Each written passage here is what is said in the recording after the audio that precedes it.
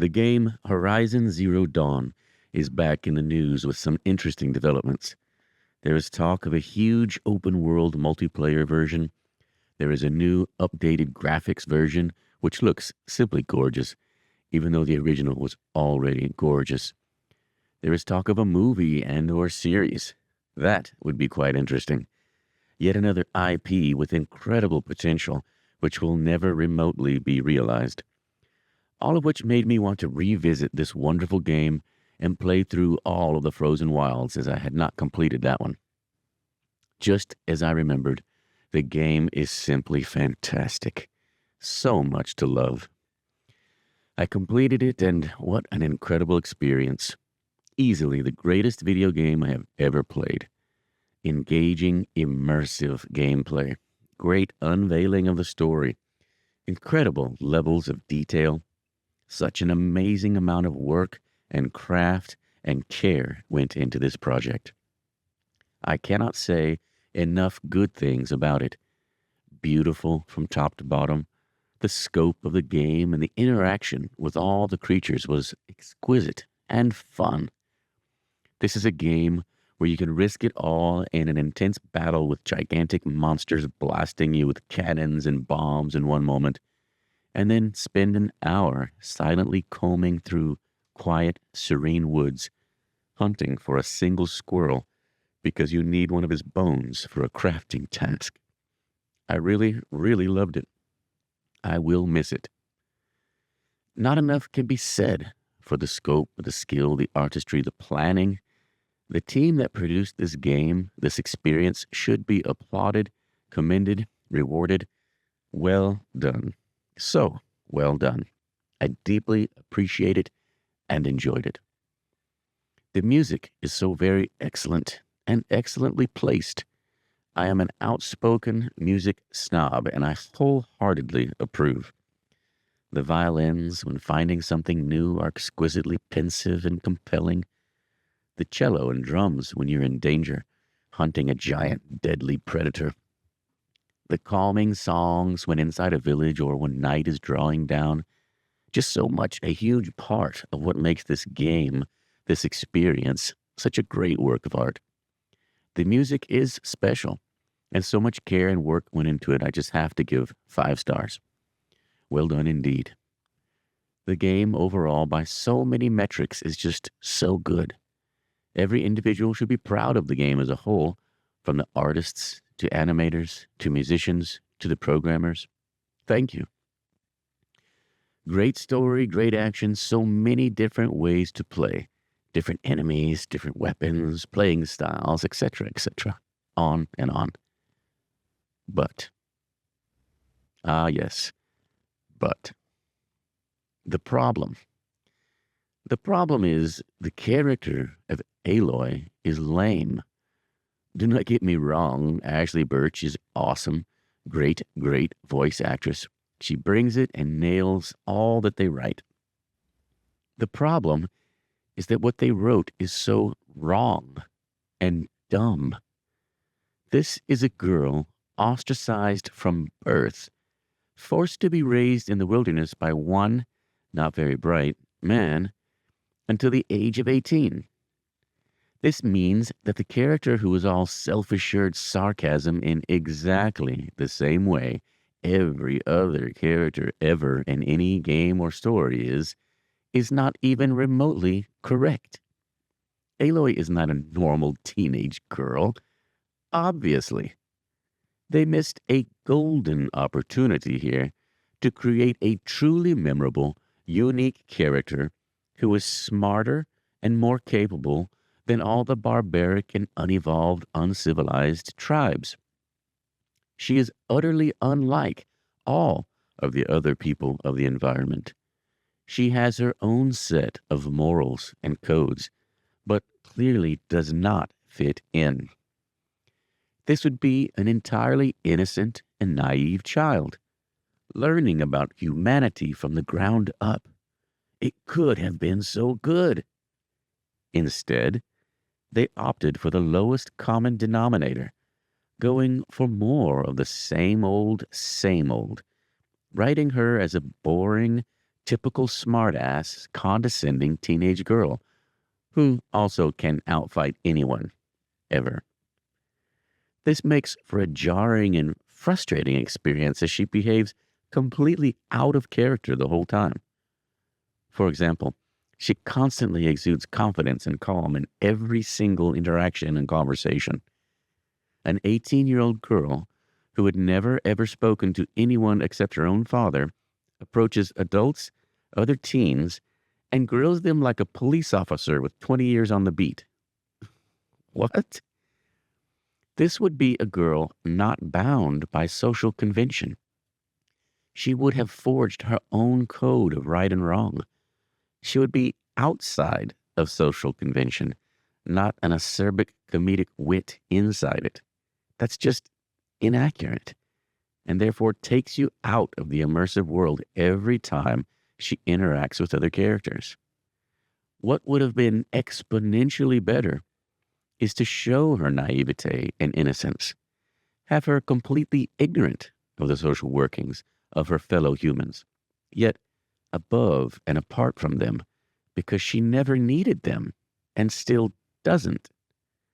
This would have made the audience connect to her and make a far more compelling character and story.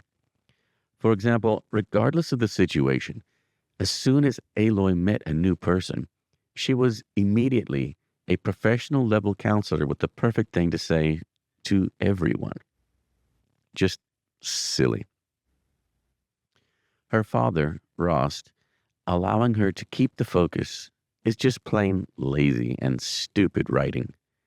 It would have been far better, more detailed, and character developing to have her hide the focus and learn to use it without him knowing.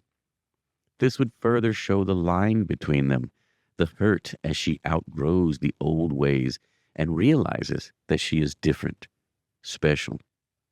The way they did it, we cannot help but see Rost as dumb, passive, and insanely hypocritical, a mindless ox.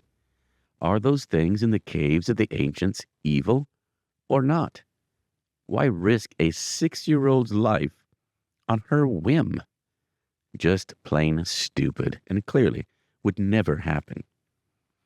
Just imagine how much more intriguing, captivating, and moving the story would have been if, instead of a fully heroic, mature, and accomplished heroine of the highest measure, Aloy had been a real child with skills and competence, yes, but weakness as well. Immaturity, wonder, fear. If she had actually had a character arc, as opposed to never changing, the sense of awe and curiosity as she grew into her own, a child of evolution, not already there, not another Rey Skywalker abortion of a character. Aloy is somehow a jaded and grizzled veteran of life at 18, after living in seclusion from birth. That is just inexplicable, off-putting, and lazy. This is just a symptom, however, of the root problem, which is blatant, deep-seated misandry, hate, an unmasked contempt for males, and a worship of the female. That is the actual problem. Every single person involved also has some questions to answer about the moral implications of being involved with a product that is so openly and blatantly anti-male. Horizon Zero Dawn actively denigrates males, boys, men, while setting females on a preposterous pedestal that it is impossible to ignore. Now, there has been some limited discussion online, which invariably begins with feminists denying this problem exists in the game. That, inexcusably but invariably, is their first reaction to the statement that the game is sexist, misandrist. Misandry, for the millions that do not know, is a bias against, a disdain for men. Quite telling that the term misogyny is so well known and overused in our society, yet misandry is not even comprehended.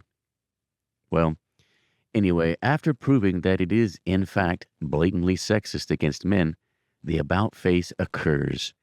They say things like, well, women have been marginalized for so long, and it's about time that we have them take the lead. They say things like this as if they did not just admit that they were lying about seeing the problem. Sad enough, unethical enough. But then to assume that two wrongs make a right? They have surrendered all reason to believe that they have a respectable moral stance. Don't believe me? Here are the facts. To demonstrate that it is not my own flawed perceptions, let's just take a look at the characters, each one as Aloy meets them in the game. First is Rost, the father figure. He raises Aloy. He is a bumbling, foolish sheep. He obeys the rules of the Nora tribe mindlessly. He allows Aloy to keep the focus, despite her finding it in a place that is forbidden for anyone to go. She is 6 years old when she finds it. Later, as she becomes a teenager, he takes her to see a monstrous creature that has killed dozens of Nora warriors. He tells her that she must fight it alone and he cannot help no matter what. There is never any possible explanation for this. He simply abandons her. It's so blatantly an attempt to make Aloy look more powerful, and it fails for that reason. There are so many ways that this could have been written to build both of these characters. Instead, it completely weakens them. The Nora tribe is run by matriarchs, 3 old women who are withholding a lot of information from Aloy. Tirsa is the one that Aloy interacts with the most, as she is supportive of Aloy. Aloy meets a timid boy named Telb. He knows that he is weak and easily frightened, so he chooses a life of service by selling and preparing food. Aloy sees him a few times throughout the game, and he is unfailingly obsequious and worm-like. Aloy meets a man whose leg is injured. His name is Thok. His mate Inara died, and now their daughter, Arana, is looking for her mother's spear, as she was a mighty brave.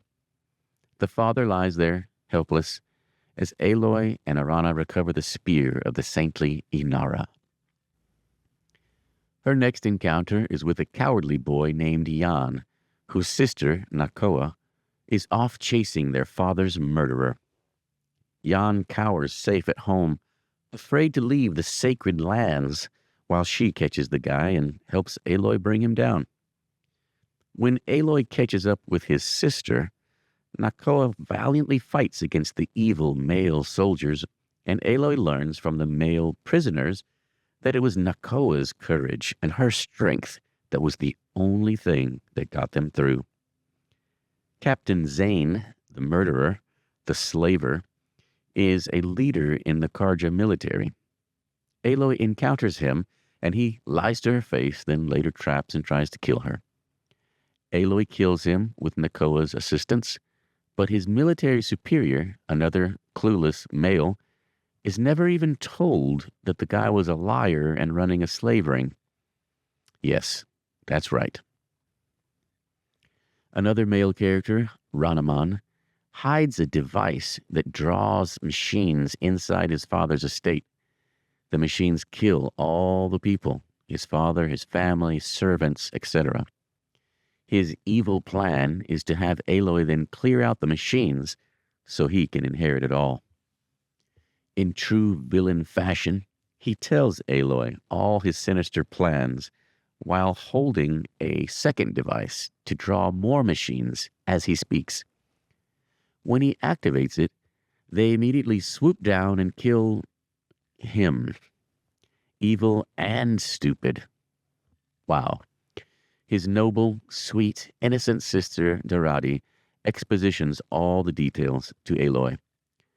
She was trapped in a storeroom and is, of course, devoid of any negative character traits, being female. Varl. Varl is a Nora soldier, simping for Aloy constantly. I keep expecting him to just shout, "Ray!" He tells her that he is scared and out of place, and he is only there for her. He tells her that he wishes he was brave like her. His mother, of course, is a mighty warrior, the war chief of all of the Nora, the mighty Sona. Next, Aloy meets Erend, a guy who worships his mighty alpha female sister, Ursa, who is a powerful warrior personally responsible for overthrowing the old evil king in the story. She is loved and admired and worshipped by all. Her little brother is a drunk loser. Like, literally, he tells everyone that he is a drunk and a loser and wishes he was more like his sister. He keeps saying things like, "If only my sister were here," etc., etc., etc., every time you encounter him. The next character is Vanasha, a raging lesbian who is very sexy. I like her. But she and Aloy denigrate the male bodyguard like he is a toad. He says his band is a bunch of cutthroats, but Aloy easily trounces the gigantic rock breaker that slaughtered all of his friends. Vanasha and Aloy laugh at him. Literally, he runs after Vanasha like a puppy after she verbally castrates him for being a loser while watching all his friends die. Fernand is a creepy man who makes lewd suggestions to Aloy. She tells him, quote, "Eyes up here," unquote. This is a video game, so you cannot really tell what he's looking at, but somehow this 18-year-old girl with no social skills knows this phrase and can use it to skewer a creepy old man? Okay. She then, inexplicably, follows his directions to seek a treasure. This turns out to be a trap. Shocker. She kills the evil Fernand and all his henchmen. Vilgund is another creepy old man who makes lewd comments to Aloy. He offers her money if she will go to a distant Banuk settlement and check on some men that he already paid to go retrieve an object that seems to be making machines peaceful. When you complete this mission, Vilgund acts as though Aloy has outsmarted him somehow and he is forced to pay. This is conspicuously inaccurate, but the game is desperate to make Aloy the victor in every single interaction with males. So he just pays up, even though she did nothing whatsoever to benefit him, and she has no way whatsoever to demand payment from him. Another unexplained triumph of female moral superiority over male greed. Bahavas is another fully corrupt, evil male priest.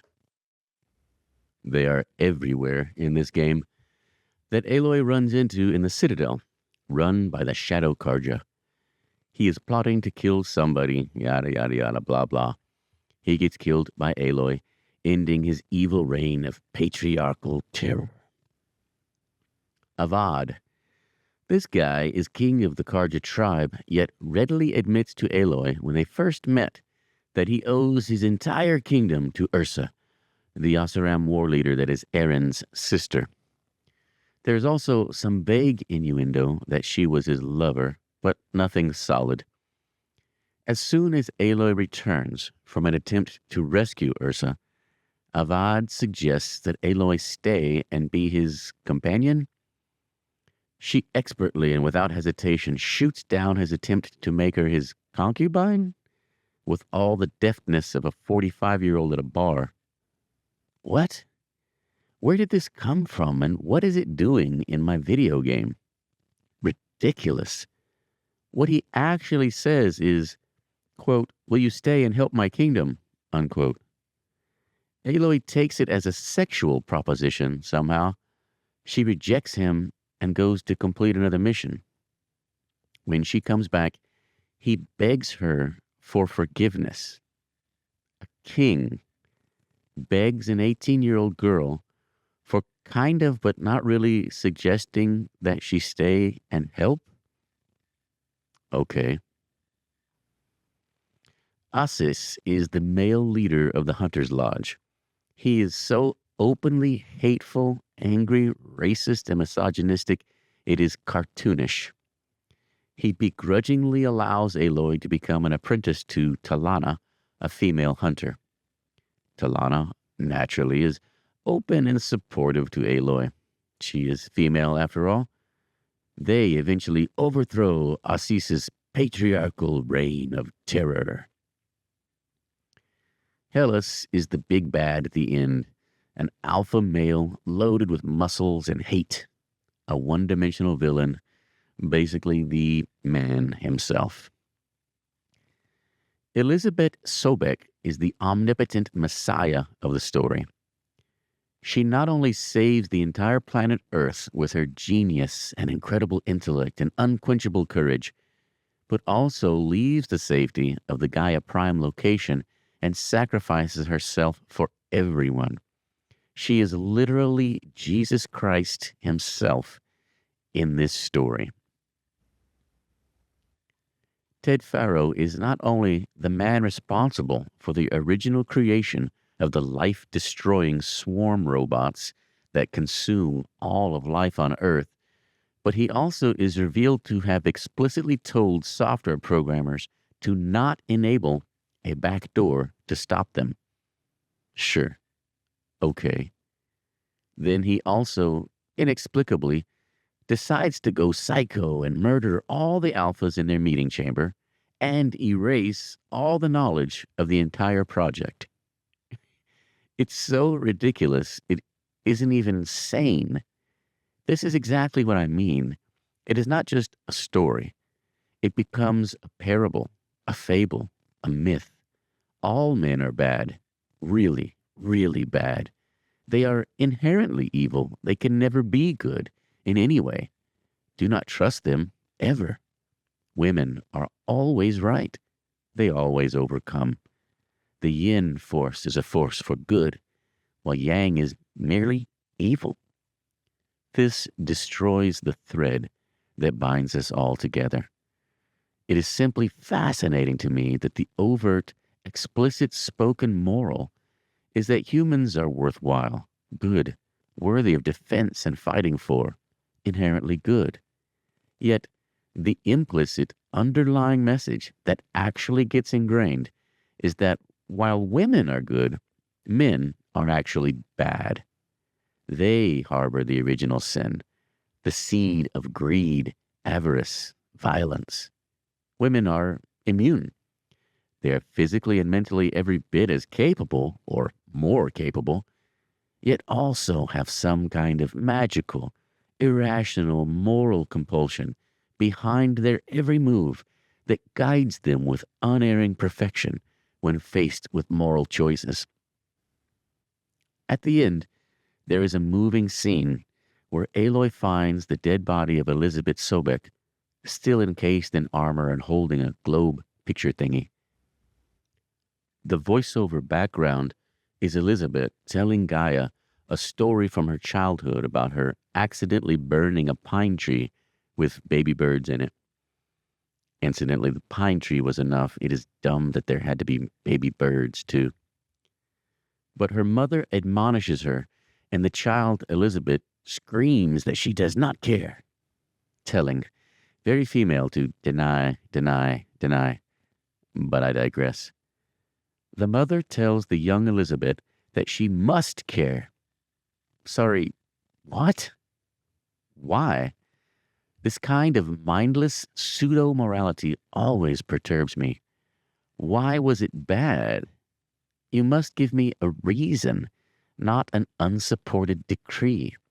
Isn't that exactly what the whole story was denigrating all the useless men about?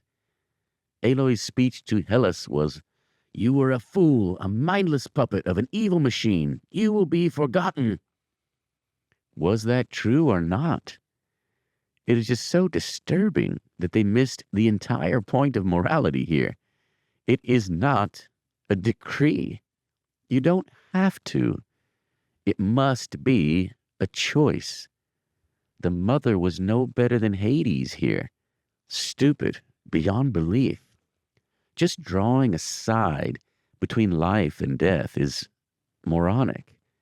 You need good and evil, ideas that have integrity and self-worth. Such a great lesson to be taught, but you left it to a woman and she failed miserably. The lesson was that with great power comes great responsibility. Still, one of the most powerful and misunderstood axioms ever. It is just a fact. You must have a why. Simply being told you have to care is so moronic, puerile, and worthy of zero respect. Laughable. An epic fail. In the frozen wilds, of course, in the Great White North, you meet the Bannock tribe, and what a shock. They take their name from a great, legendary woman who endured hardship, traveled far into the wilderness looking for a weapon to save her tribe, returned to her tribe, and saved them all by sacrificing herself in battle, carrying a magical light which destroyed her, but destroyed her enemies too. Here is where Aloy meets a strong, courageous woman named Uria, who is shaman of the Bannock tribe. Her beta male helper is a shy and little craven weakling that serves her mindlessly. Uria tricks Aloy into challenging Aratak, the chief, for control of the tribe. How a total outsider could become chieftain simply by driving a stick into the ground in front of the current chief is beyond me, but that's all it takes. He is forced to accept her challenge, and they commence to racing to the mountains and hunting machines. The fastest one to kill the machines becomes the new chief.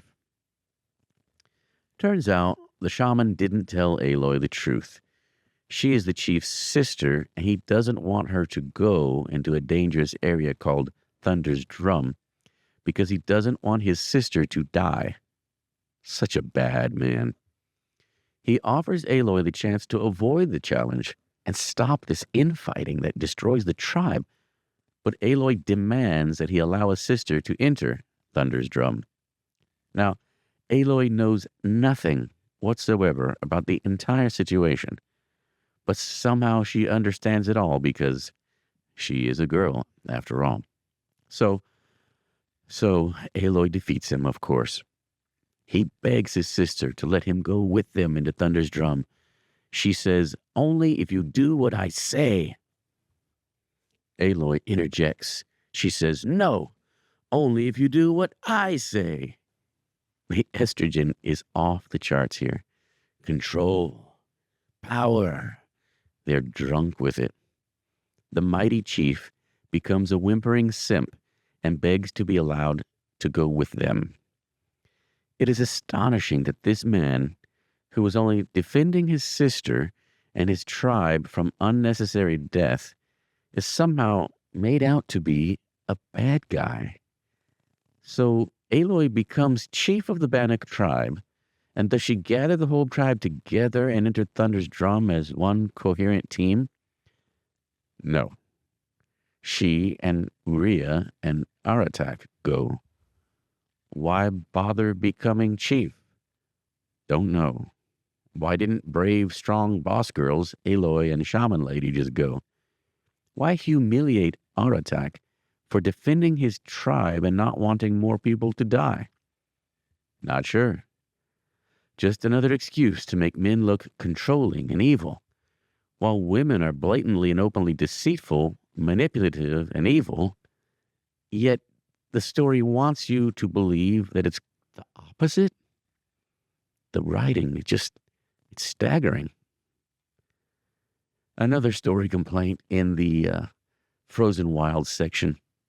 You pick up recordings, audio recordings, where you vicariously enjoy a manager named Kevin Chow as he simps for a strong woman.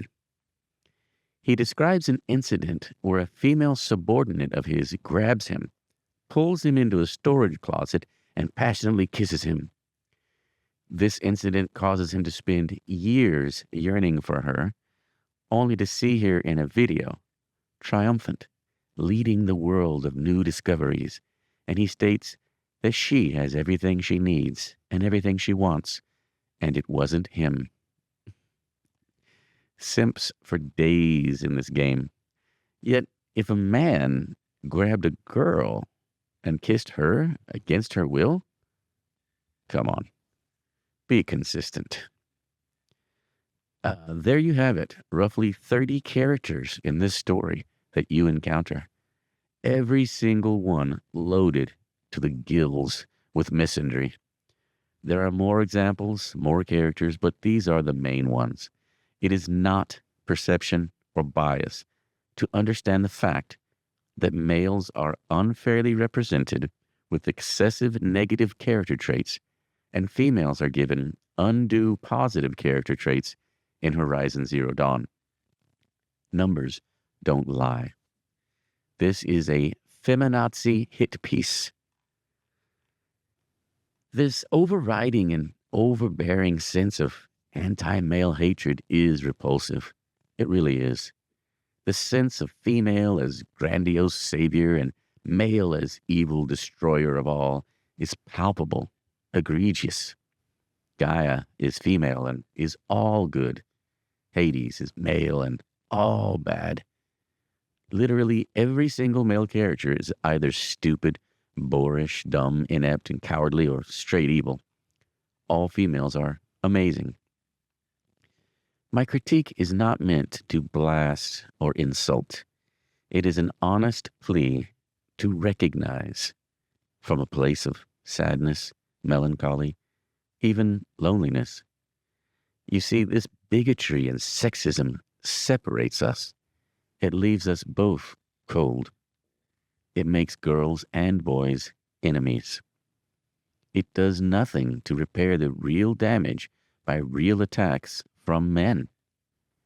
To regard girls as permanent victims is to permanently separate them from men. That is wrong. We are all human, a team, not enemies.